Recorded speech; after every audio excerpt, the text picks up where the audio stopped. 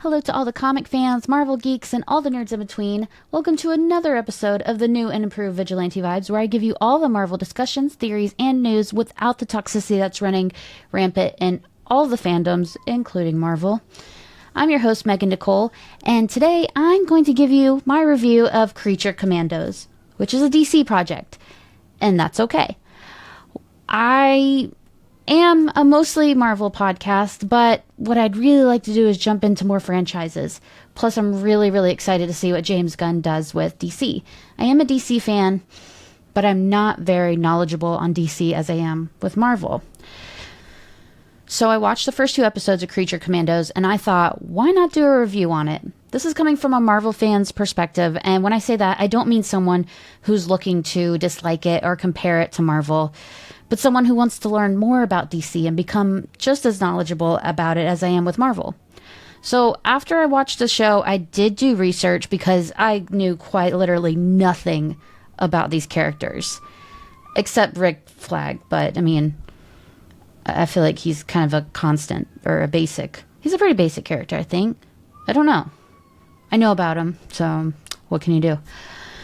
So, Creature Commandos, written and created by James Gunn, as we saw at the beginning when we saw the little animated James Gunn, which I really liked. I thought that was cute. It's explosive, it's vulgar so far, and it's a really fun, fresh start that DC needed. Well, needed to prove that James Gunn is worthy to be at the head of DC, I think. I said DC a lot, and I'm really sorry. DC has always dominated when it comes to their animated side, and I love to see that streak still continues with James Gunn in charge. The animated series is a lesser-known superhero team, which made me really excited to find out that it wasn't just me, that it actually was lesser-known. So it made its debut in a 1980 issue of Weird War Tales, which I dare you to say 5 times really fast, because you can't do it. I promise.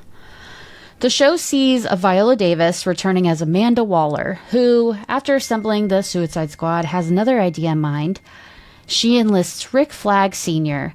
to lead an unconventional team of anti-heroes. You have amphibian half-woman Nina Mazursky, military android GI robot, an unhinged creature that creeped me the hell out, but has a heart of pure gold, is known as Weasel, a radioactive skeleton with a lab coat named Dr. Phosphorus, and the Bride of Frankenstein herself.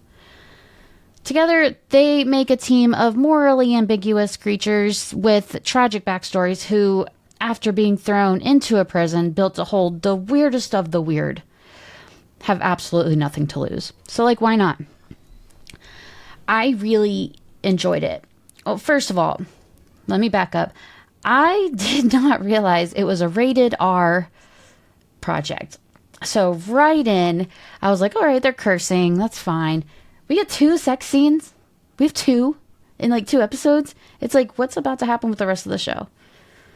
So, a few of my gripes with the series, there's only 7 episodes, and each episode has a runtime of around 22 minutes.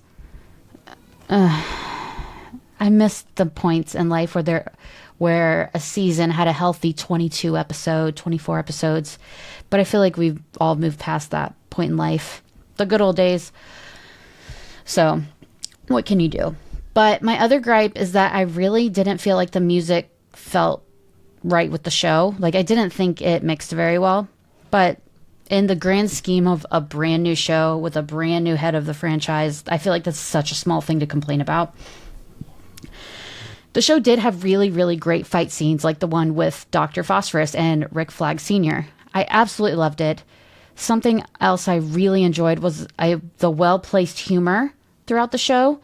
Sometimes humor in superhero projects feel kind of forced, but this felt like it flowed really well. It's matched the tone really well of the characters and the story and the show itself. I can see this getting a lot more deeper because James Gunn, he does really well with heartbreaking characters or backstories. I mean, we all remember Guardians of the Galaxy Volume 3.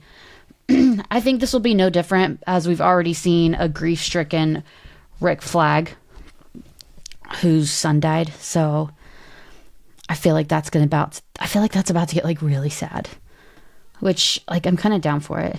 I'm due for a good cry. It'll be good for me. So it felt very, very James Gunn, but it also felt bigger in a sense. Yeah, it was the same formula we've come to expect from Gunn, a ragtag group of weirdos who form an unlikely bond, who are given the seemingly impossible task of saving the world or saving the bigger picture, doing the end of the world problems. But there's something different here. It might be because it's impossible to watch without knowing that the series isn't just a new series, but it's the start of a brand new era of DC. I think it was a really good choice to start off a brand new slate with such an unconventional project. Because you don't go into it with saying, like, if this was a Superman project or a Batman, we would all go into it saying, oh, I like the other Batman. I like the other Superman. I like how Snyder did it. I liked how they did it. I feel like this was a really, really good idea because all of our slates are clean with Creature Commandos. So it was really good. I will say I wasn't too big of a fan of the sex scenes, but that's my own issue. It felt awkward, but I think that's just a me problem. Like I said, I didn't realize the show was going to be rated R, so you can imagine my surprise when I started watching it. But I think the show was a really, really strong start, and it really does show that the DC is in good hands with James Gunn running things. Let's be honest, we would never have gotten this from DC if Gunn wasn't in charge. So I'm excited to see where we go with this. I really did like the bride's backstory. Mind you, it was weird. It was weird because it's like at the beginning I saw... Ooh, his name is slipping from me. I don't remember the name of the doctor that created the bride. I saw him more as a father figure. And like, then I saw her more as a baby because she was like, she didn't know anything. She had to learn how to talk and all that. And then we go to a sex scene with them and it was like, oh, that went somewhere. Very, very little uncomfortable for me, but that, whatever. I mean, it's comic book stuff. Comic book stuff is weird, I suppose. But also the characters are weird, so fine. I did like seeing that backstory of her. I'm a sucker for an origin story. Any origin story, I will love it. I don't know what it is, but I love it. I'm interested to see Nina's backstory. Very, very interested in that. And Dr. Phosphorus. I'm curious where they're going to go with him. The Weasel, I'm not looking forward to that backstory because I feel like it's going to be really sad. Also, he creeps me out. Super unhinged. A little nervous about that. But I thought it was a great start. I liked that they gave us 2 episodes at once because I feel like the first one would not have been enough. It would just been enough to pique our interest, but not enough like to get us excited.